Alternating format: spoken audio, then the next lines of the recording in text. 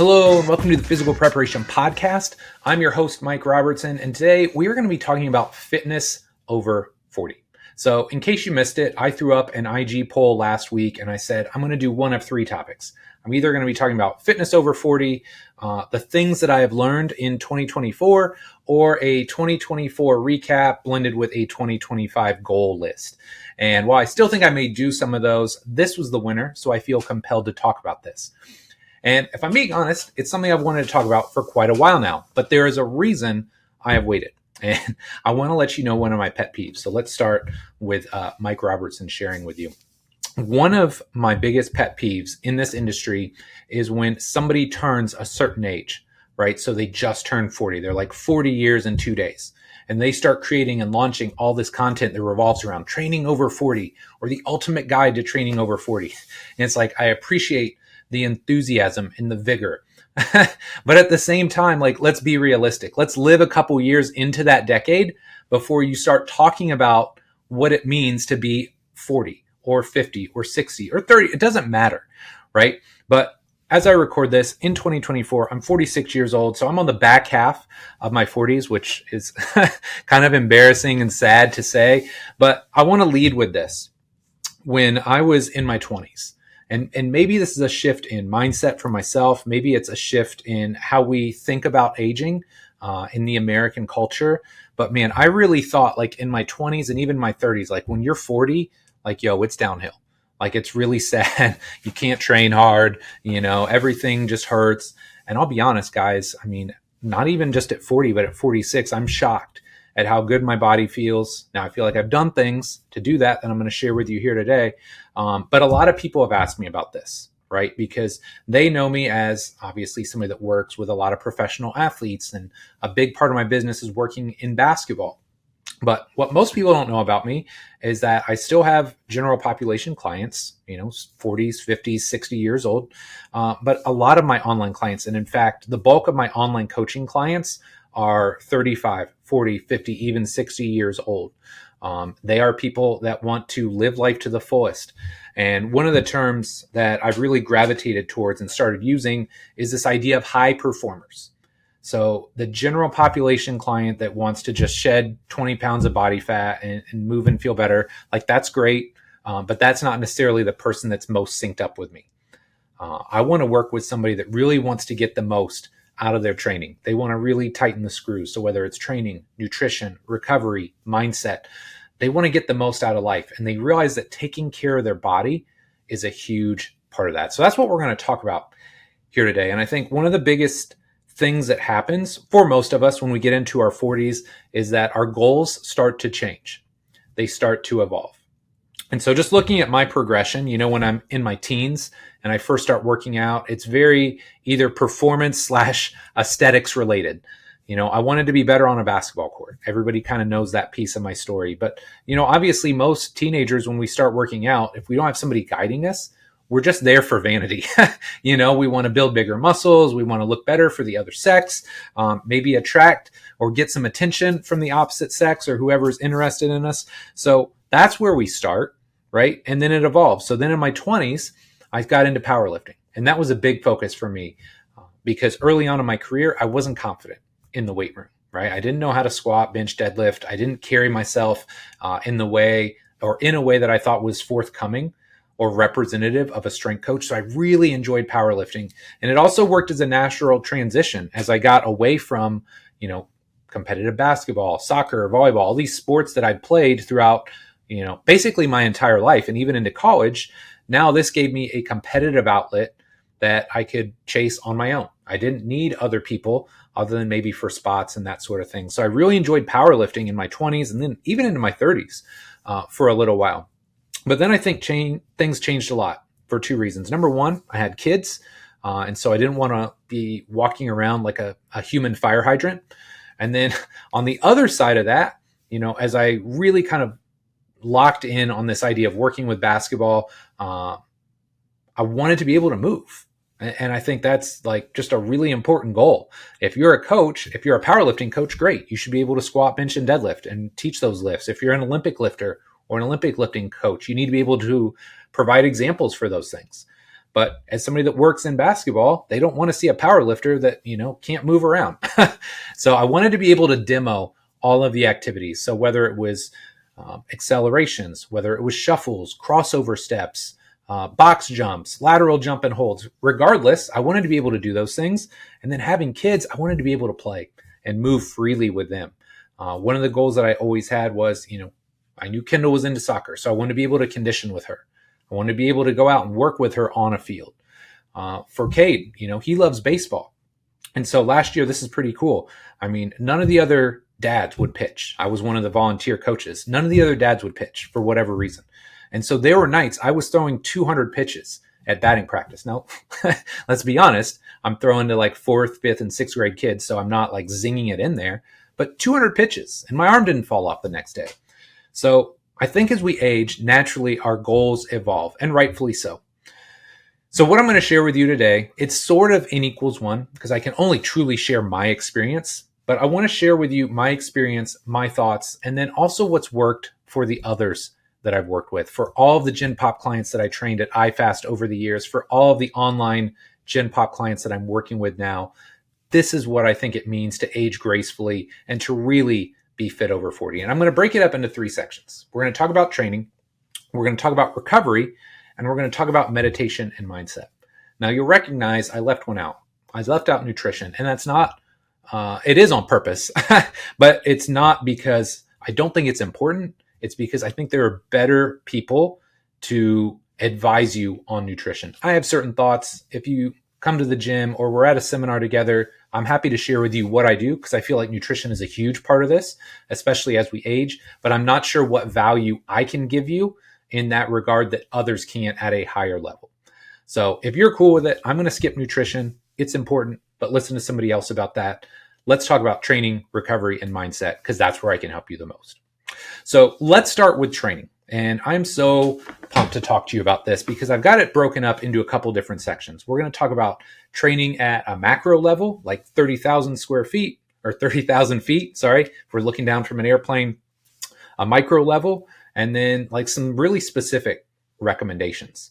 Because at the end of the day, I hate when we just talk about philosophy, right? I hate the people that talk and just wax philosophical for 30, 45 minutes, an hour, and don't give you anything practical to walk away from. So let's talk training, and we're going to start with the macro. I think one of the most important things you can do as you age is rotate your emphasis. So here's what I mean by that. When I was powerlifting in my 20s, I had a singular goal, and that was to get as strong as I possibly could on a squat, a bench press, and a deadlift. So there wasn't a lot of rotating emphases there, right? It was get stronger month after month, year after year. And I did that for, 6, 7, 8 years, maybe closer to a decade if I really think about it. But as we get older, right, unless you have a singular goal and unless you want to be really good at, say, powerlifting or Olympic lifting, strongman, I'd say you need to rotate your emphases. And this is something I tried to do in my RTS annual program, which I ran for years. I think I'm going to put it back up on Train Heroic at some point. So if you're interested, I'll obviously let you guys know when that goes up.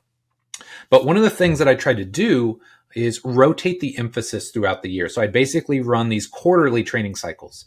So the first 3 months was all about mobility and movement quality. Just get your body moving and feeling better.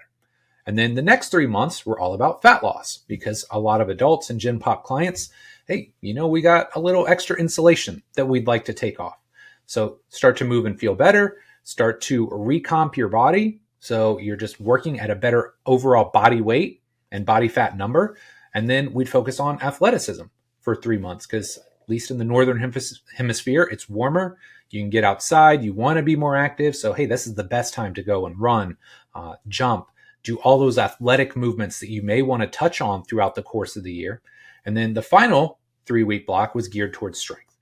So basically rotating these emphases not only keeps your training more fun and engaging, but it makes sure you don't get too far away from any one physical quality. If you're spending like a year trying to shed body fat and you never chase strength, chances are you're going to lose some strength. Or if you spend an entire year just crushing strength, you're probably going to put on some excess body fat, or you're going to lose some mobility or some conditioning. So I really like this idea of rotating emphases over the course of the year. But another thing that I've started to do, and I found it makes a huge impact on recoverability and just making sure my Gen Pop clients feel better, is I've started to put more deloads into their workouts. So basically anybody over 40, right? And I realize this is a broad generalization, so don't like lament me for this.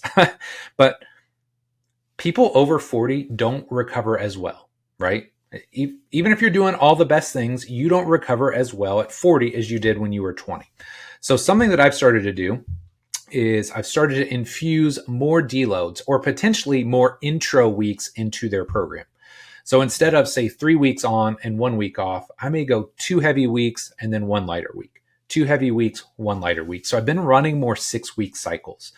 And what I found is my Gen Pop clients tend to recover a lot better doing this. They don't feel like they're sacrificing their time in the weight room. They feel like, hey, those 2 weeks, I know I can go hard because I know that 3rd week I'm going to get to back off a little bit. So it kind of coincides with my next point. While we're deloading more, we're doing fewer higher intensity days. And so a concept that I think is important is this idea of touching intensity. And I don't think I've talked about this a lot on the podcast, but I think it's of critical importance. When you get to a certain level of strength, speed, power, you don't need to just crush yourself in the gym and exhibit that in the gym every single workout. So let me give you a contrast. When I was competing in powerlifting, I was doing a lot of heavy sets of 5, right? And so if it was 4 sets of 5, I was doing 4 sets of 5 at, say, 365. And the next week, 5 sets of 5 was at 385. And then I do a deload. And then that final week was 3 sets of 5 at 405. Like I'm pushing load and intensity every single workout. Instead, what I have found, and I think this works really well, not just with my Gen Pop clients, but with a lot of my athletes, like once they've hit some certain output metrics, right? A certain level of speed or strength or power, it's not about continuing to beat that drum. It's about touching those in specific workouts. So if somebody can squat 405, I don't need them to do that every week they're in the gym. But hey, every couple months, hey, let's make sure we still got 405 in the tank. And so that's what I mean about touching intensity. You don't have to demonstrate it all the time, but you're training consistently so that you know that when you really need it, it's there for you. And I think that's a big shift in mindset. And look, I can say with all honesty, like when I was a teenager and I first started bench pressing, I was bench pressing 3 times a week and I was maxing out every Friday because I thought, yeah, look, maybe I got stronger this week. Most weeks I didn't, but I would test every Friday. As I've gotten older, I realized, hey man, you don't have to test every week. If you train consistently, on those good days, those heavy weights are there. They're in the bag. So you're just training to maintain it. And then you touch the intensity every now and then just to make sure you still got it. And then a final piece kind of on the macro level.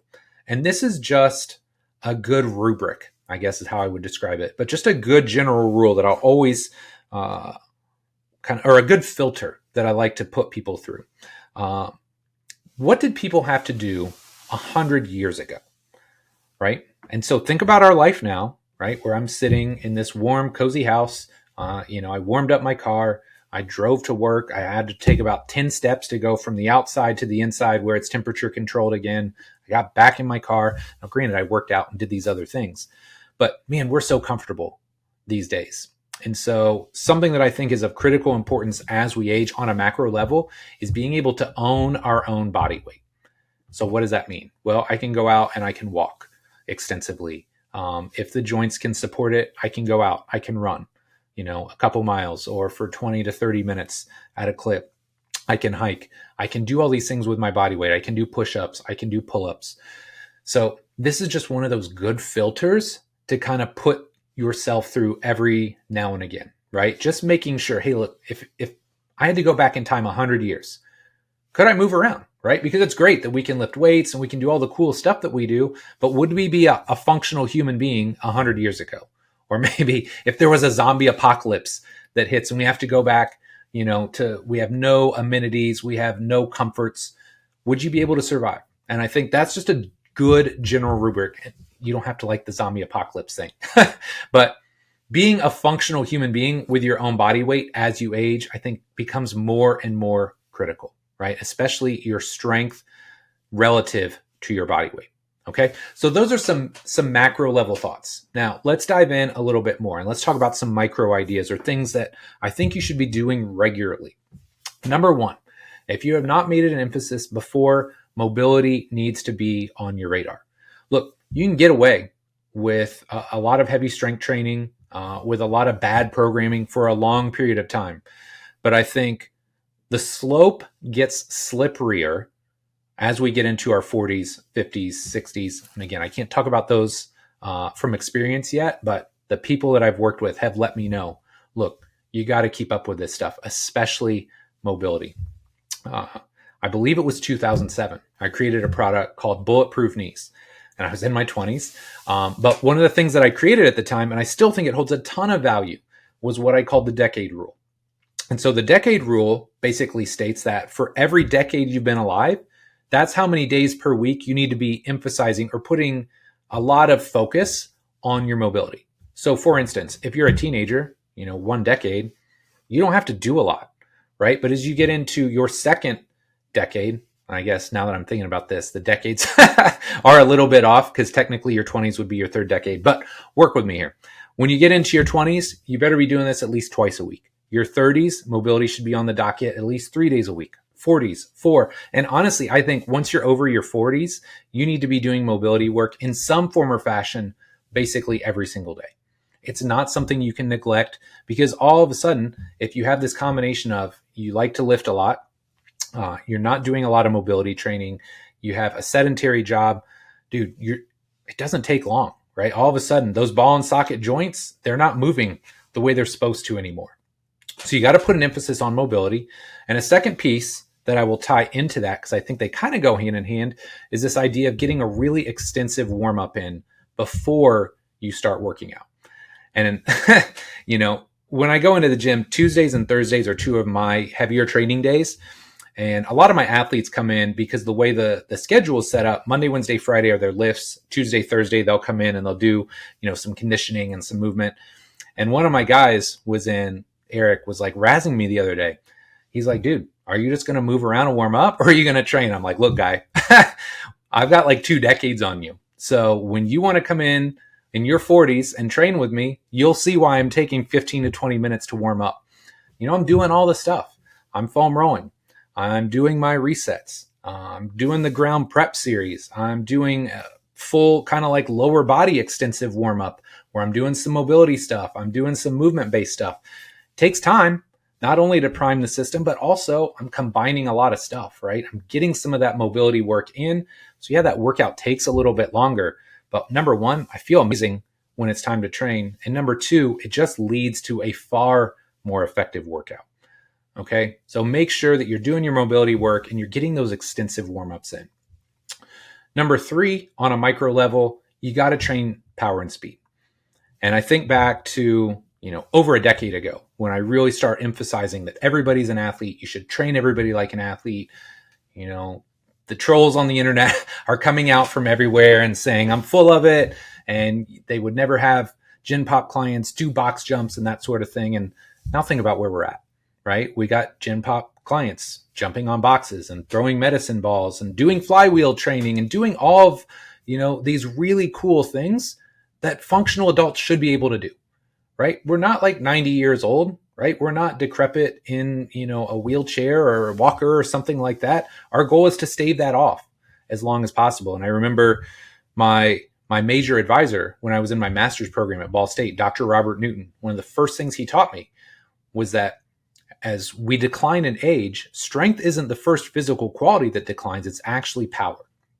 And that still sticks with me. 22 years later, it still sticks to me. So if you've not been training speed and power in your workouts, find a way to get it in.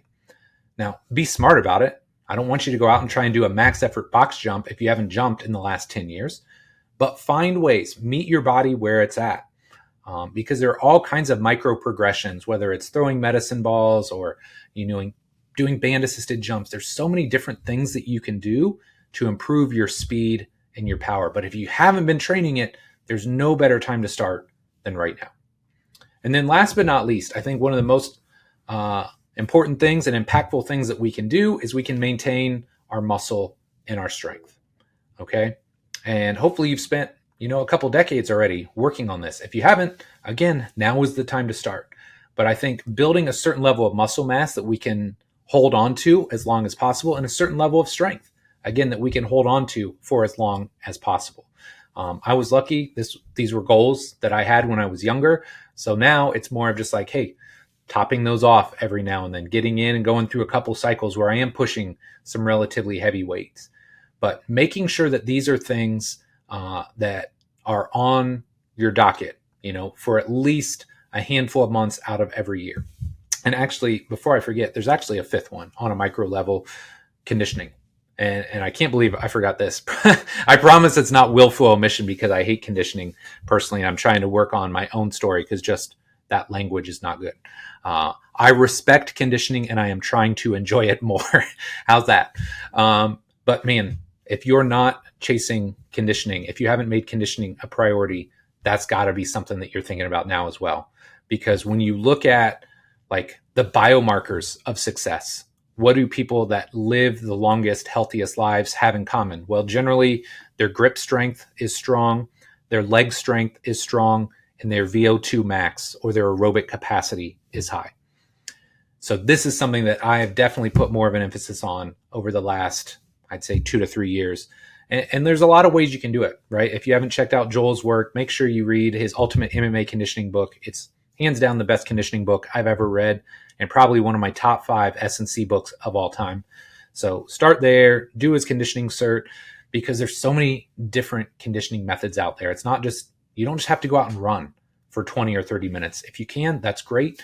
But there's so many ways that you can develop your aerobic capacity. And so I'm constantly focused on what is my resting heart rate, what is my HRV like, and trying to, drop my resting heart rate, push my HRV up, because, I'm all in, right? I'm all in on this like longevity health span game, because at 46, I would like to think, I'm either kind of at the top of the bell curve, maybe on the back half. But for me, I've always thought, I would love to be able to live to 90 or 100 and make those really like functional years, right? I don't want to live to 90 and the last 20 not be able to do anything. So for me, I'm chasing the leg strength. I'm chasing the grip strength. I'm chasing VO2 max, because I know if I can do those things and I can keep those scores high throughout my life, that my chances of success are much higher as a result.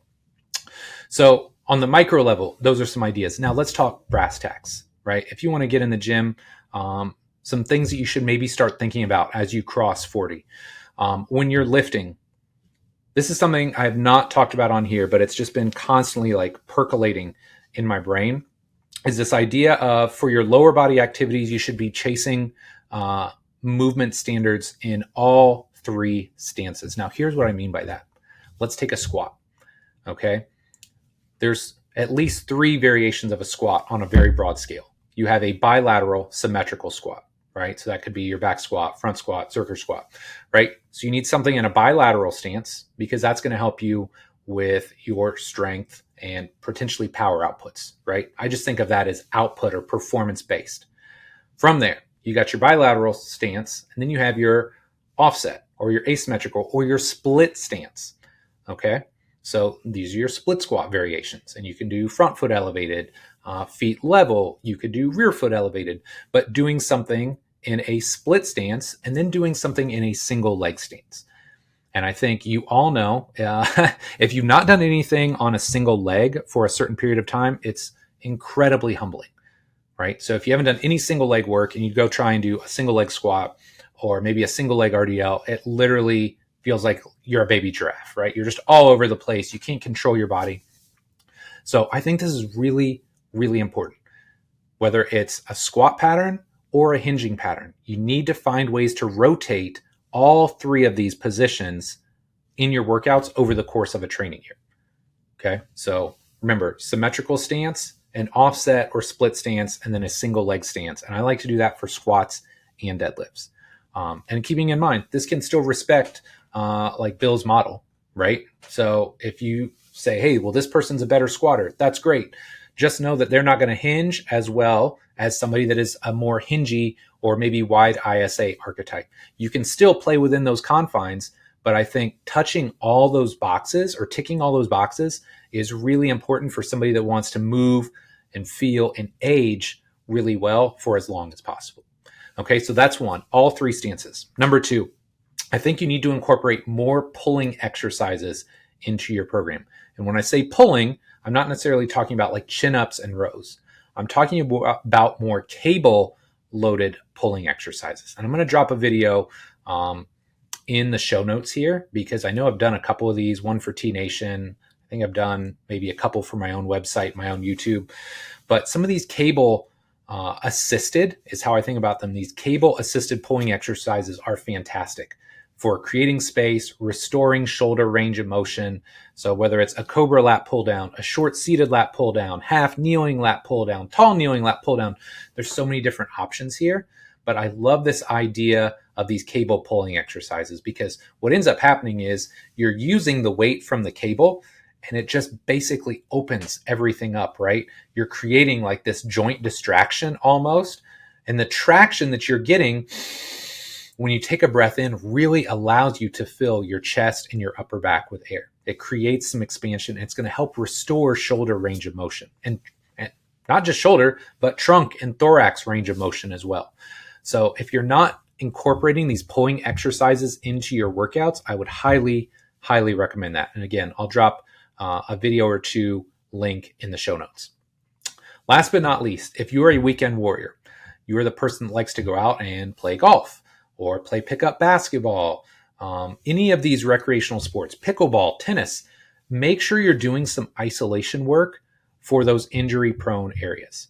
Because I hear about so many people now, they play pickleball and they tear their Achilles, or they're playing basketball and they tear their ACL or their patellar tendon, or they're playing tennis or softball or something and they tear their rotator cuff. Now, I'm not telling you that isolation work is a panacea and it's going to help fix all of these things.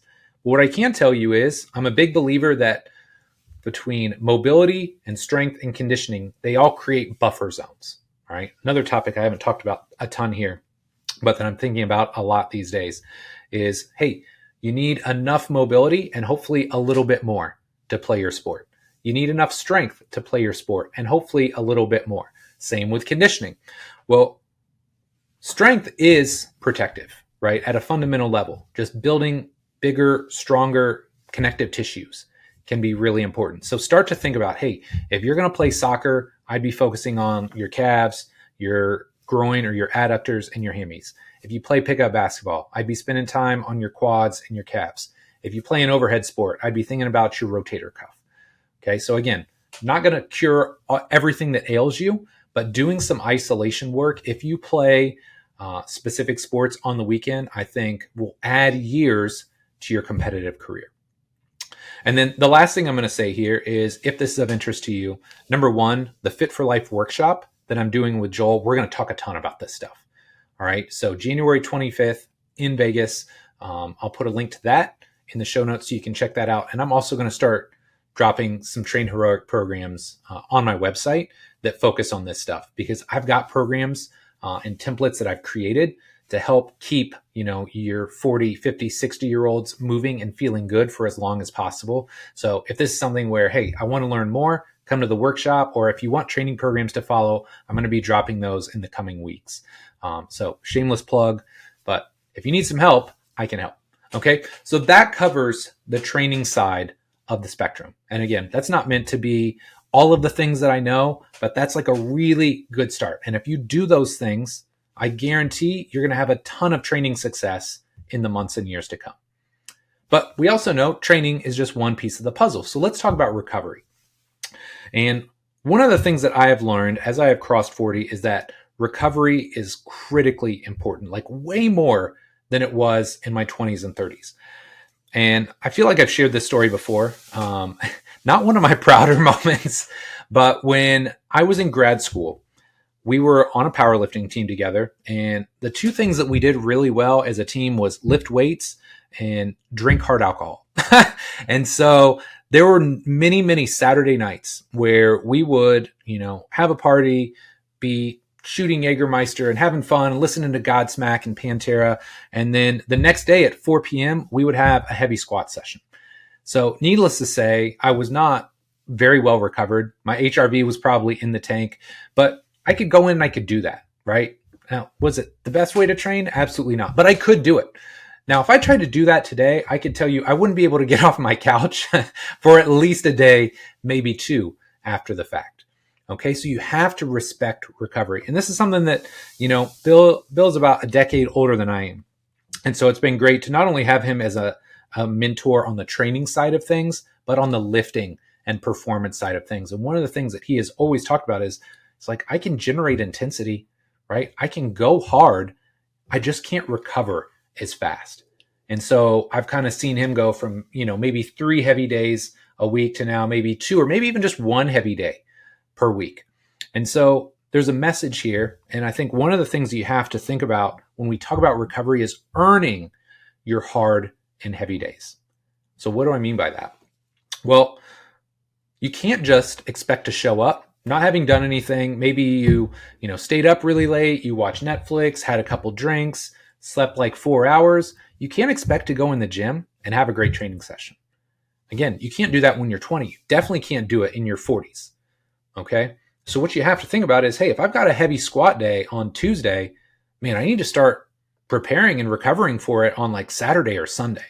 I got to make sure I'm getting enough sleep. I got to make sure I'm hydrating. I'm fueling my body appropriately. You're doing all of the things necessary to earn those heavy training sessions. And this is a big shift in mindset because a lot of times people don't think like that. They just think, oh yeah, I can just go in the gym and I can just get after it. Man, I'm telling you, if I've got a heavy workout, I'm thinking about it days in advance. I'm thinking about, okay, I got to get enough sleep. I got to make sure I'm doing like my stretching in the evening. I'm getting my mobility drills in. I'm not sitting for extended periods of time because that's going to make me stiff. So you got to earn those hard and heavy days. And you got to do the things necessary to train and set yourself up to have great workouts. It's just stuff you got to be thinking about more when you're in your 40s than you did in your 20s and 30s. So with that being said, sleep has to be a priority. And it's really hard. This is almost like this weird push and pull because a lot of times we have more responsibilities, right? For myself, I own 2 businesses. I've got 2 very active children that I drive all over the place and try and support in work and life. I've got an amazing wife. So, I've got all these other things like kind of pulling at me and, there's this tug of war going on. But I know if I want to perform at my highest level, whether it's in the gym or in life, sleep has to be a priority. And I just see this time and again. Right? I see the night where, I sleep 5 hours and, I'm kind of tossing and turning. Maybe I'm too hot. I get up early. No amount of caffeine fixes that. You might get through your day, but you're not performing at your highest level. And what's worse is, at least with myself, I'd like to think I'm self-aware enough to know, like, I'm just not at my best that day. I'm not as sharp. If somebody's doing Q&A with me, I'm not, I don't have those quick comebacks. If somebody's kind of getting on my nerves, I can't hide it, right? Like I just can't hide it. Like maybe I'm a little bit short with them. You know me. I try and be a really nice guy. I want to take care of people. I want to show people that I care about them and I want to be empathetic, but I'm just not my best self. So you have to make sleep a priority. If you haven't listened to my show with Nick Littlehales, I would highly recommend that. I'm a huge believer in this idea of sleep cycles, right? So sleep cycles being an hour and a half in length. So I don't believe in the whole like 8 hours of sleep, but I really on any given night want to get between 7.5 and 9. And if I'm just being totally honest with you, 9, man, it's just not happening. Most days, it might happen on the weekends.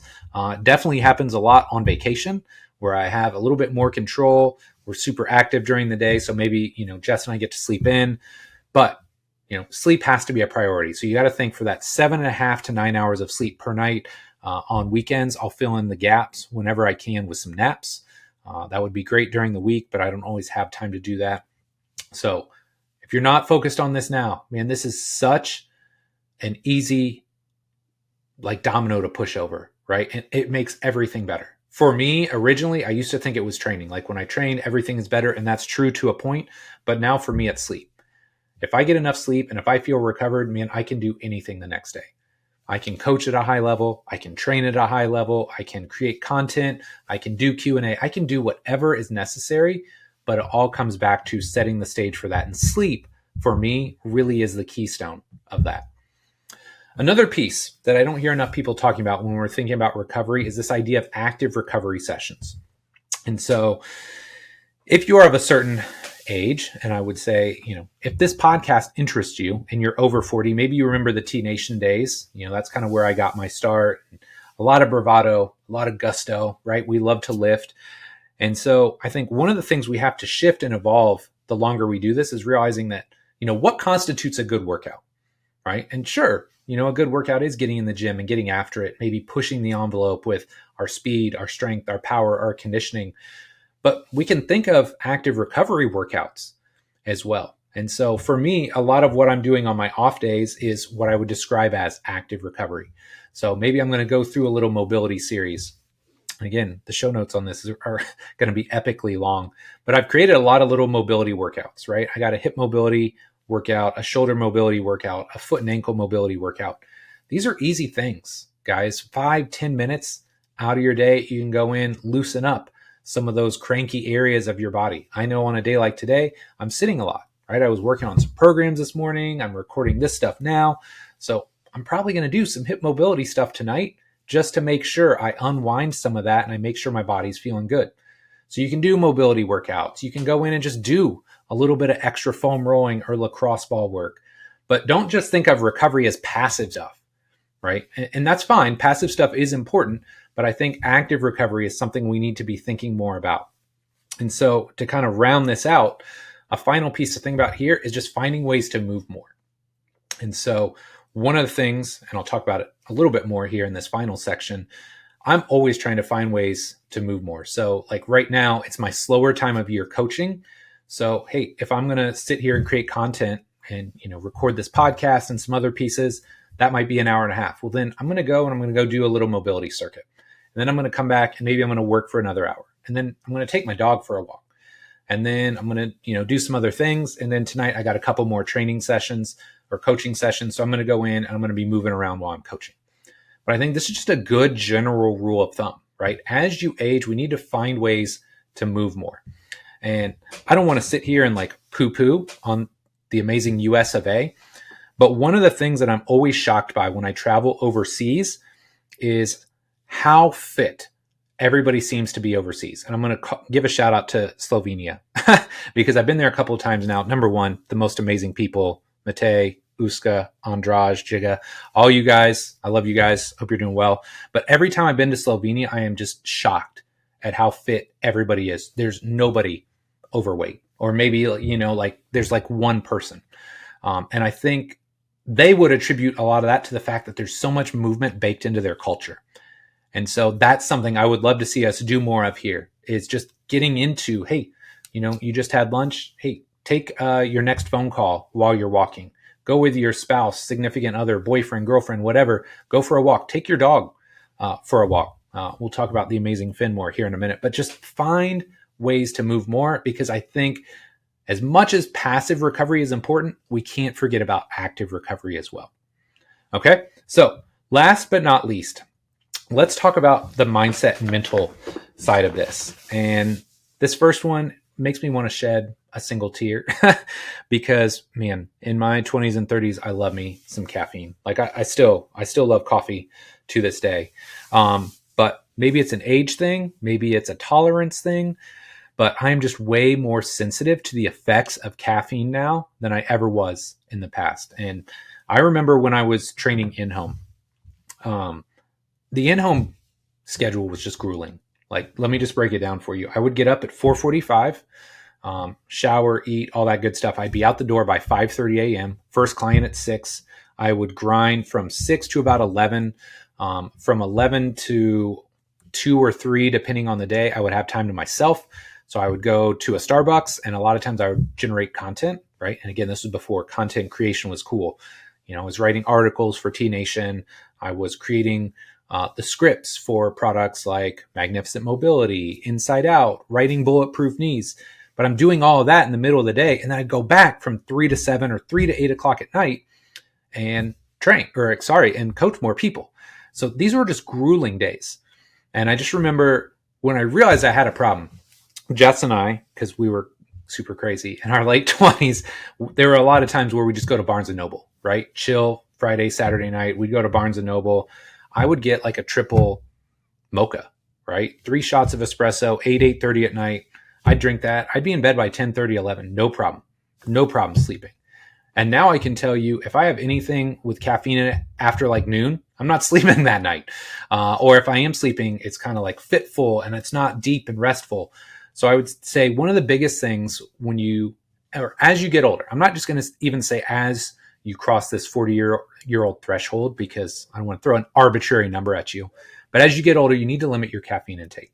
And so I still love coffee. So if you see me at 2 or 3 in the afternoon, I might have a coffee in my hand, but it's decaf. Right. And so one of the things I've tried to do, if I'm going to have caffeine, it's going first thing in the morning, and then I'm going to cut it off as early in the day as possible. Made a huge difference for me. And again, if we're just saying that sleep is important, then we need to do everything we can, or everything in our power, to make sure our sleep quality and our sleep quantity are both at a high level. Okay. So limiting caffeine is one. Number 2, and again, maybe this is just me, but meditating and just breathing more. I think every demographic struggles with the world that we're in. And I don't want to get too philosophical on you here, but I think we're in a weird place in our 40s, especially if you're turning 40, or in your 40s and like the 2020s, like I am, because we remember a time and a place where we didn't just have like limitless stimulation, right? I didn't have cable. I had an 8-bit video game. It's not like the video games we have now. There was no internet. There was no social media.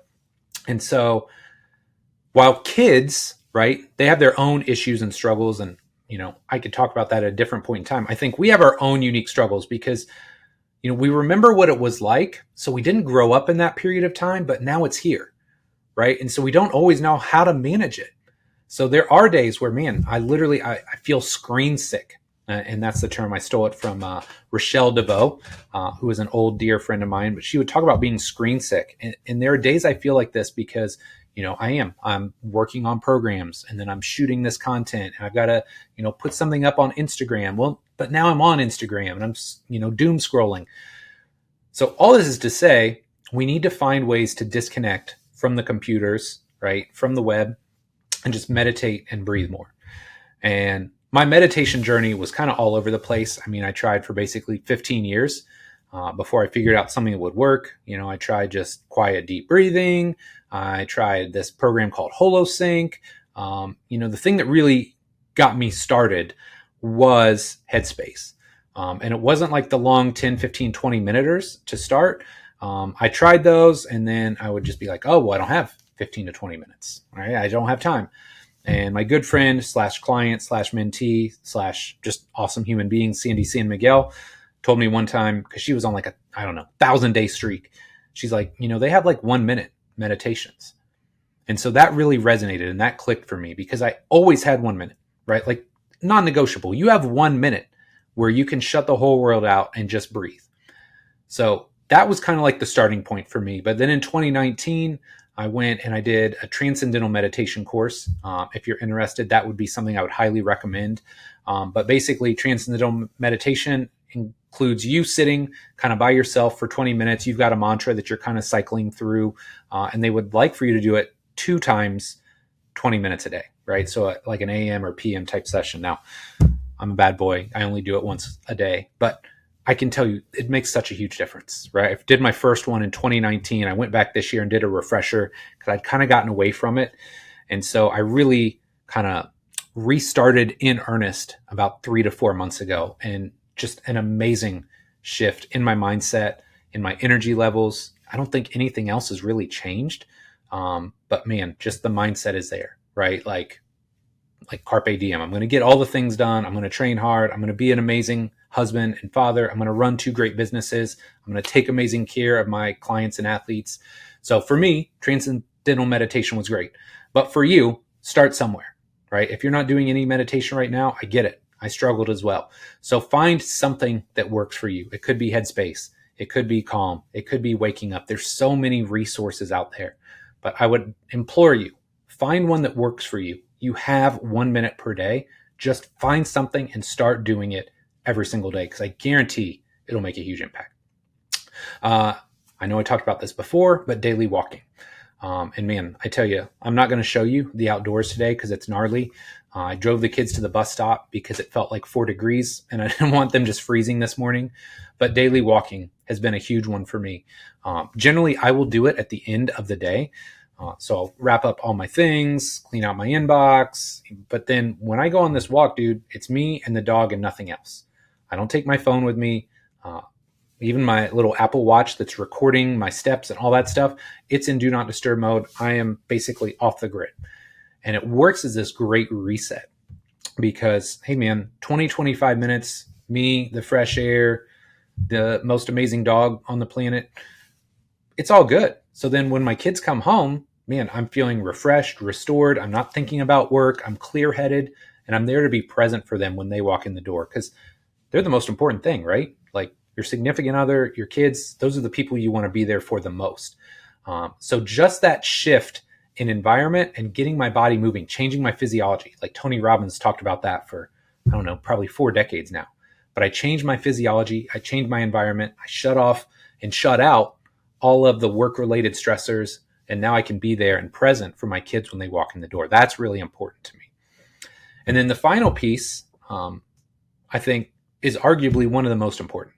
And one of the things that this phone, right, will constantly, it gives us this sensation or this feeling that we're connecting with others. But are we really connecting when it's through a screen, right? There is no replacement for true daily connection. So for me, it's, again, my family, right? Jess, Kendall, Cade, I want to be there for them.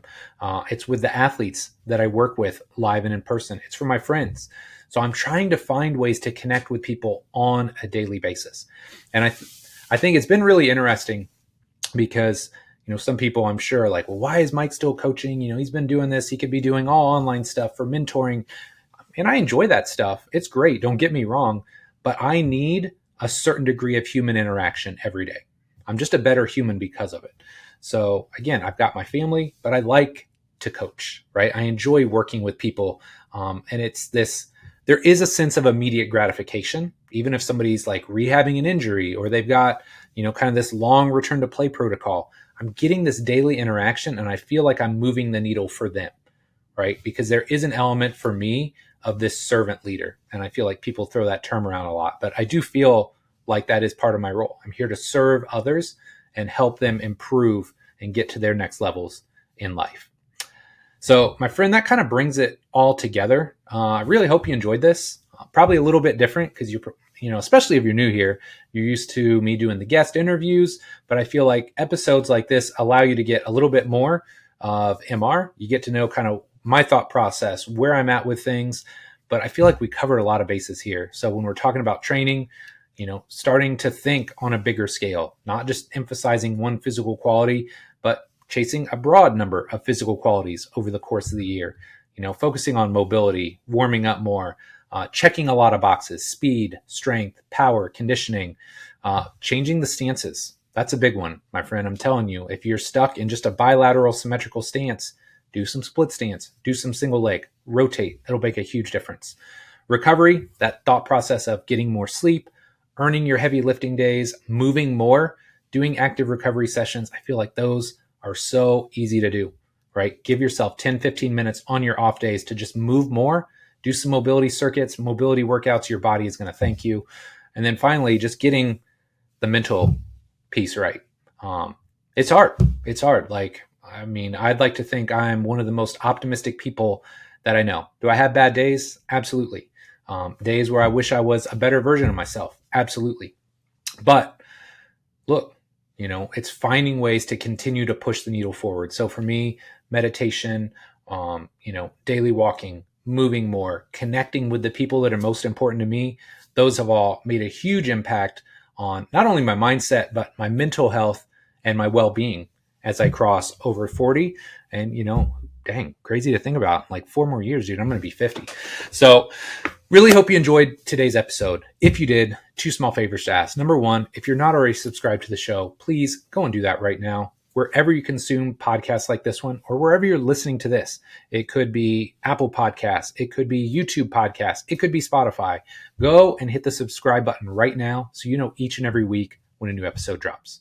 Second, if you enjoyed this episode, please share this with a friend. IG, I'm not on TikTok. You can share it on TikTok, Facebook, send them an email. I don't care. But if you know somebody that is, close to 40 or 40s, 50s, they want to take their fitness and their health to the next level, send this to them. And if you're tagging me on social, be sure to tag at Rob Train Systems, X or Twitter, IG. I'm at Rob Train Systems on all those. So my friend, as always, thank you so much for your support. Love and appreciate you. And we'll be back next week with our next episode. Take care.